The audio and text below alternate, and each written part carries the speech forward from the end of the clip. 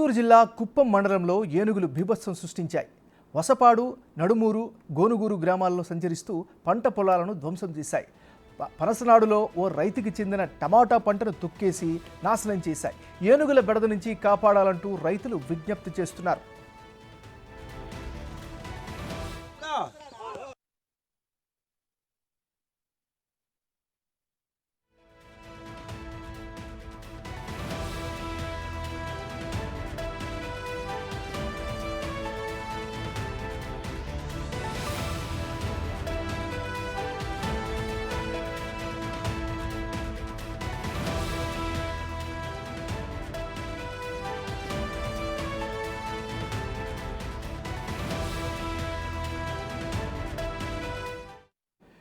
బులెటిన్లో మనం breaking news చూస్తున్నాం. చిత్తూరు జిల్లా కుప్పం మండలంలో ఏనుగులు బీభత్సం సృష్టించాయి.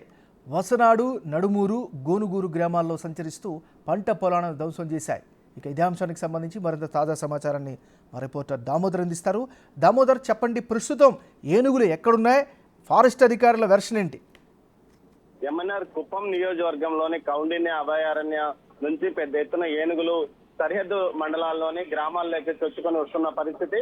కుప్పం మండలంలోని పసనాడు, నడుమూరు, గొనుగూరు గ్రామాల్లో నిన్న రాత్రి ఏనుగులు చొరబడి పంట నష్టం పూర్తిగా చేశాయి. ముఖ్యంగా టమోటా పంటలను పూర్తిగా ధ్వంసం చేసిన పరిస్థితి. అదేవిధంగా కాపుకొచ్చిన ఏదైతే కోతకొచ్చిన మామిడి తోటలను కూడా విధ్వంసం సృష్టించాయి. పసనాడుకు చెందిన శాంతారామకు సంబంధించి 3 ఎకరాల్లో టమోటా పంటను ధ్వంసం చేయడంతో కాపుకొస్తున్న పరిస్థితి. ప్రస్తుతం రేట్లు కూడా బాగా ఉన్న నేపథ్యంలో సుమారు 10 లక్షల పైగా నష్టపోయానని రైతు ఆవేదన వ్యక్తం చేస్తున్నారు. మరోవైపు రైతులు అటవీ శాఖ అధికారులు మాత్రము ఏదైతే అడవుల నుంచి గ్రామాల్లోకి వస్తున్న ఏనుగులను అడవి లోపలికి తరలించడానికి ఏర్పాట్లు చేస్తున్నాము, పంట నష్టానికి సంబంధించిన నష్టపరిహారం తాము ప్రభుత్వానికి సిఫార్సు చేస్తామని చెప్తున్నారు. ప్రతి ఏడాది ఇలాగే జరుగుతుంది.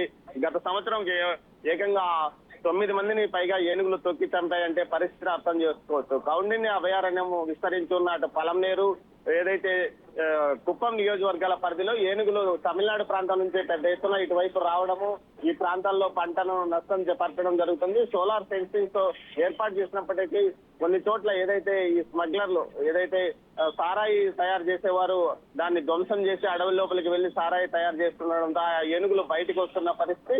మరోవైపు కొంత వేటగాళ్లు కూడా ఇదే విధంగా ఈ సోలార్ ఫెన్సింగ్ ను పెంచివేస్తుండడం, కందకాలను పూడ్చివేస్తుండడం వల్ల ఈ పరిస్థితి తలెత్తిందని అటవీ శాఖ అధికారులు చెప్తున్నారు.